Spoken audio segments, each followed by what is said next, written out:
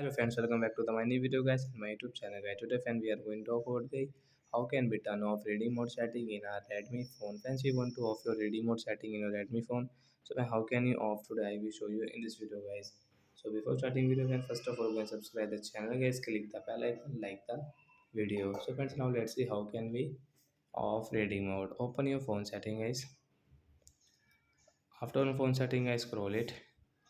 Friends, you can see guys your Redmi phone display setting guys. Tap here. Again scroll friends, you can see guys your reading mode setting guys.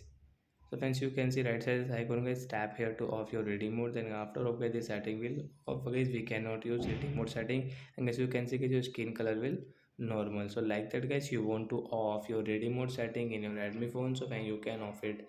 So that's it guys. Thanks for watching the video guys. Now we will meet on next video guys with new topic. Before going guys, please go and like the video, subscribe the channel. Bye bye friends.